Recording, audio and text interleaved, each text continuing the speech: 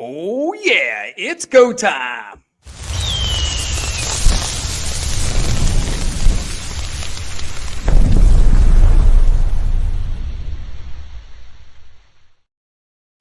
Woo! We are here. What an action-packed week we're going to have here. ASA Women in Leadership Scholarship Week is here.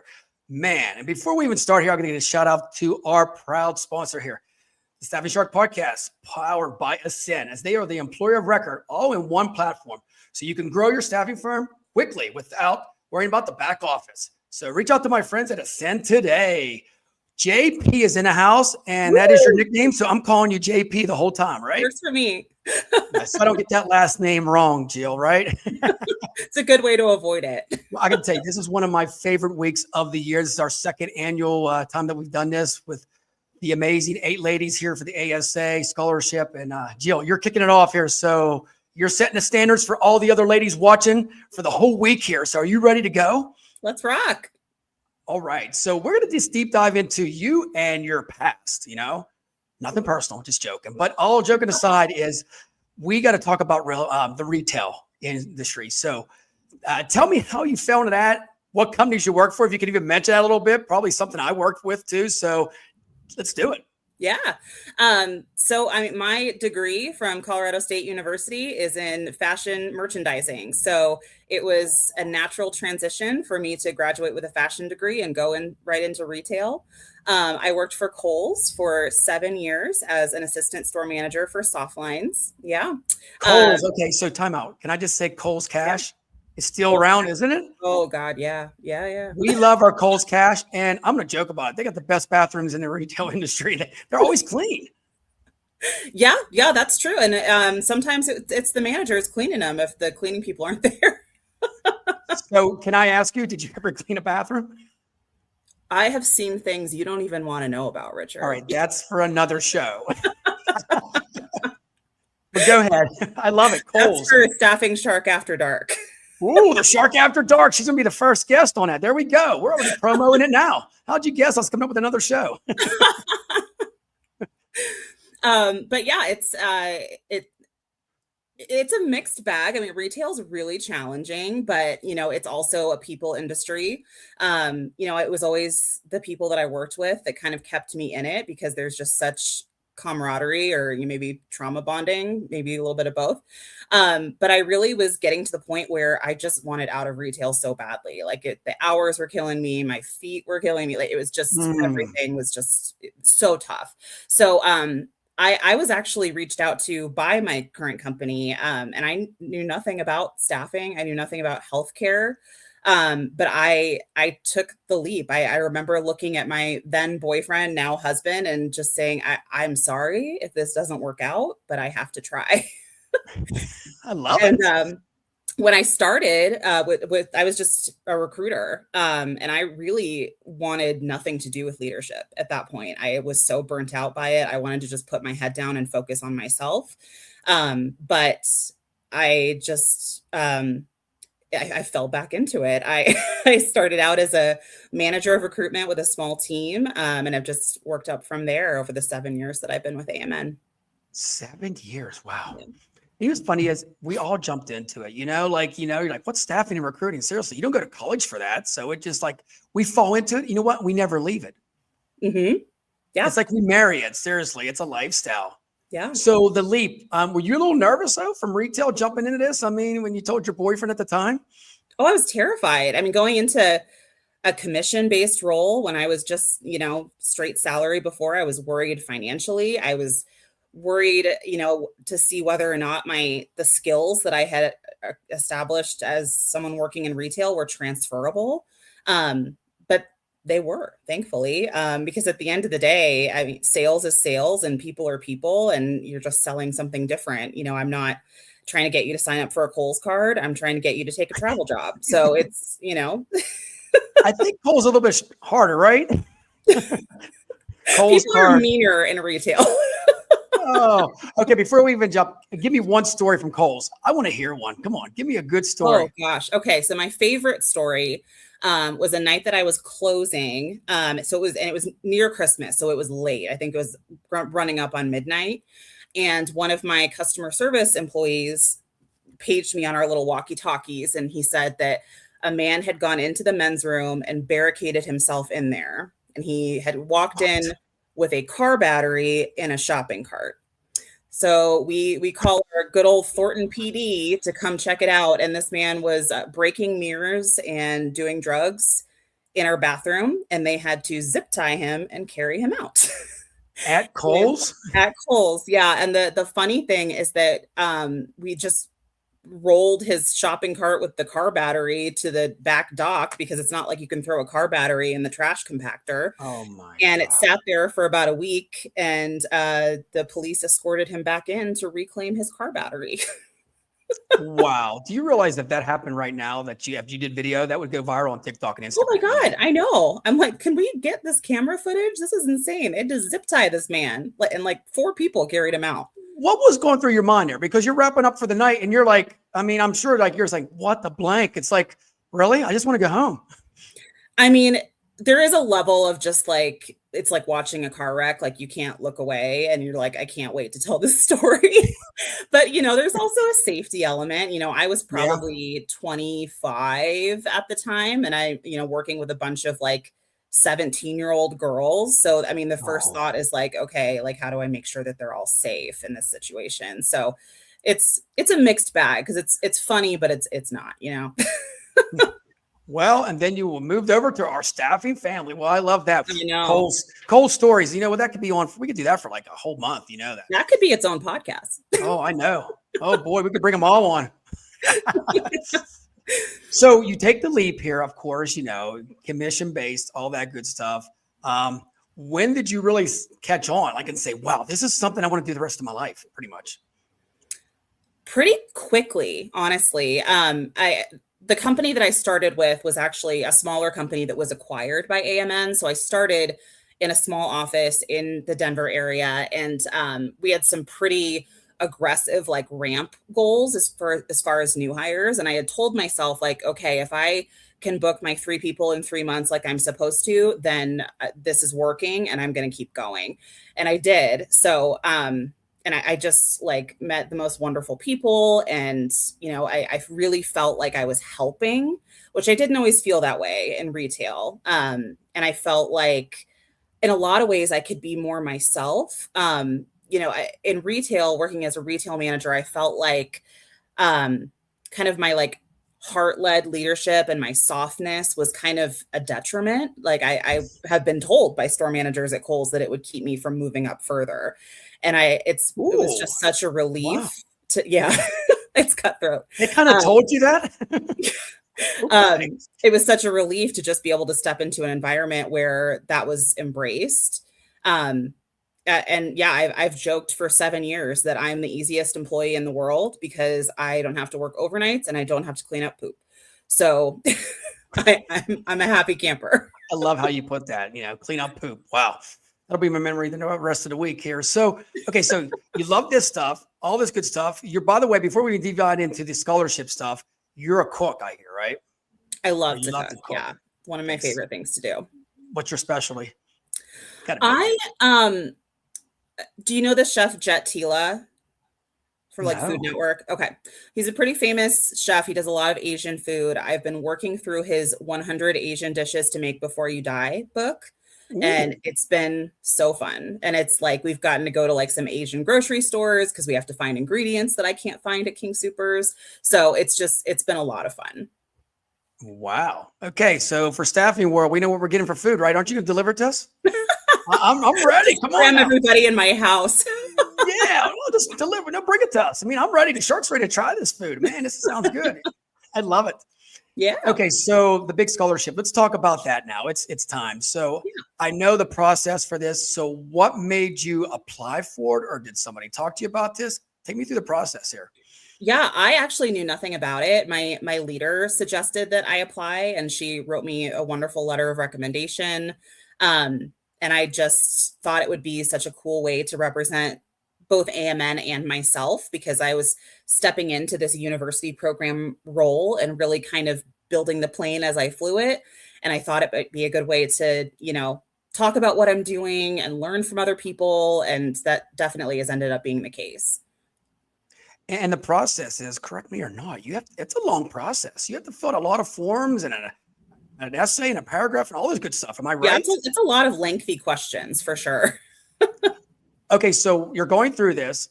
Is there in your mind you think you're going to win, or were you just like saying I'm a long shot? What's going through your mind while you were filling this application out?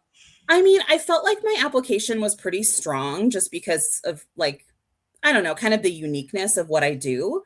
But, Mhm. you know, I had no idea how many applicants there were or I didn't even know how many winners there were. So, you know, it was kind of a like, it'll be really cool if I won, but it's okay if I don't kind of thing. Oh, okay. So you send it off, then you have to wait a while, I'm sure, right? Quite a I mean, while. Yeah. yeah, a while. And then do you get a call or an email? Where's the excitement come in at? So the funny thing is the winner email got sent to my personal email, which I like never check. Okay, timeout. So Really? I was special and I had to get a phone call because I wasn't responding.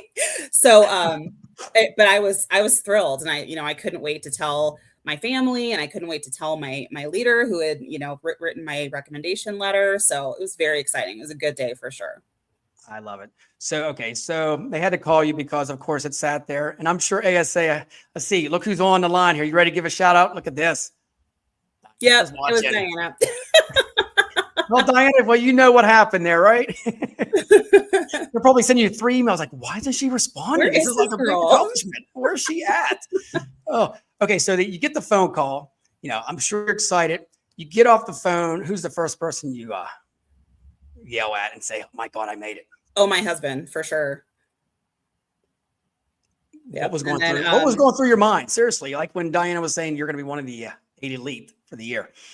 I was thrilled. I mean, I felt like I had no idea what to expect, but I was so excited because it was just outside of my comfort zone. It's a change of pace. I work fully remote. I do travel for work a fair bit, but for the most part, I'm just like here in my office by myself. So I was so excited about the networking opportunity and the opportunity to learn and bring things back to my team, and to go to Florida. I love that. And look at this, the phone call. Diana, we should have filmed this or at least recorded it. Wouldn't that have been great? I would have loved to put that out there on LinkedIn. It's like, hello, am I in trouble? What did I do? I love it. Okay, so after that, I mean, seriously, you get this award and you're getting all pumped up. You're getting ready to go to Staffing World. When do you actually meet all the other girls and then you guys start building this bond together? We started a group chat pretty early on, so we at least were texting quite a bit leading up to Staffing World. Going into the nitty gritty of like, what are you packing? What are you wearing? Like that type of thing. And then we finally got to meet in person. We met for breakfast with Diana at the hotel right as things were kicking off, and that was our first opportunity to really see each other in person. It was very cool. So what's the feeling now? You see these girls, I'm sure you give big hugs and stuff like that because they're part of your family now forever. Mm-hmm. Yeah, it was amazing. And it's like, it's so interesting because I've always been in healthcare staffing. So I think it was eye-opening to me to realize how big staffing is, like how many industries it touches. So it was very cool just to hear about like what everybody does. Like, what does your day-to-day look like? How, like, what employees do you talk to? Who do you staff? That type of thing. It was very, very eye-opening and cool to see just how huge the staffing industry is. Well, stay in healthcare because if you come to light industrial, you'll get silver in your hair like mine. So just let you know, day-to-day labor will happen to you. Oh, so okay. So you're at Staffing World. You're getting to meet the girls. You're getting to hang out, have some drinks, and then the big day comes where you get to be called on stage. What's going through your mind before you're up on that stage for everybody to see you? Don't trip, don't fall, don't trip, don't fall. Did you guys do a little did you guys do like a little recite before that to make sure everything went smooth? Yeah, we were pretty well walked through and rehearsed and everything. So we were good. But yeah, it's that moment right before you go on stage is really nerve-wracking just to like, stay in your order and when you pick up your trophy and set down your trophy and don't trip up the stairs and it's a lot, but it's very, very cool. So you go there and please don't stare at the lights because you'll be blinded by the lights. Seriously, the spotlights are bright. Yes. So you're out there. Everybody's clapping for you. They're announcing your names and going through everything like that. What is going through your mind now? You made it to the stage. Now you look out and you see this crowd of people that are peers and are looking up to you right now and saying, wow, you did this. What are you thinking?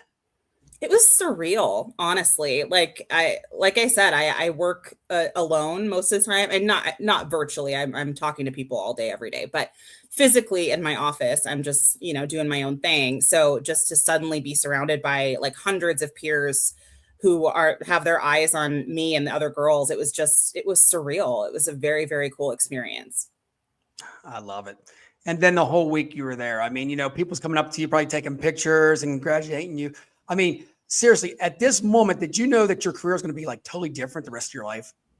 No, I didn't. I mean, I think I was, even through the time I was there, I was still trying to absorb like what a big deal it is that I was one of the winners.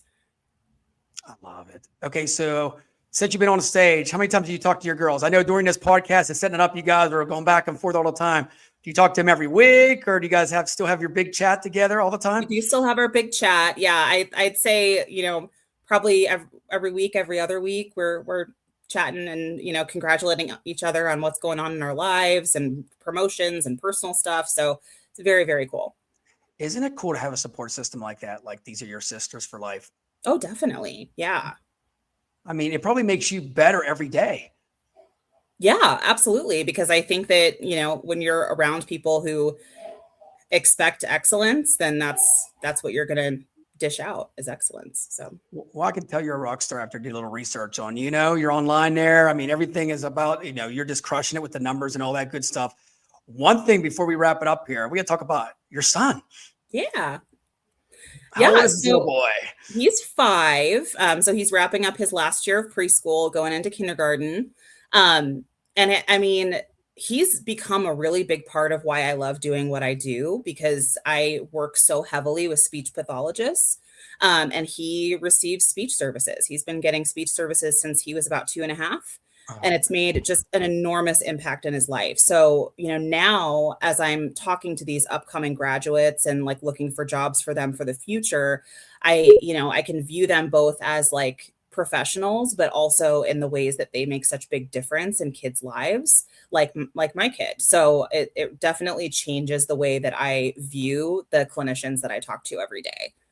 That is amazing, because now you have that at home and now you see what you're working with every day. So pretty much it's a lifestyle now, because you're working with people that's helping your son and your family out, which is amazing.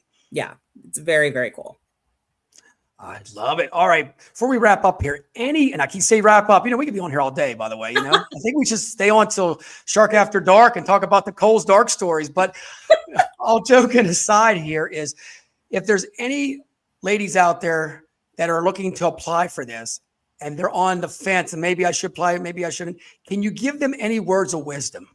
Yeah, just do it. Absolutely apply. If you're stuck and trying to figure out how you're going to get your career to the next level, if you want to meet people who are going to help you get there, help you be better, just do it. I mean, it doesn't hurt anything to try. And if you win, it's a fantastic experience.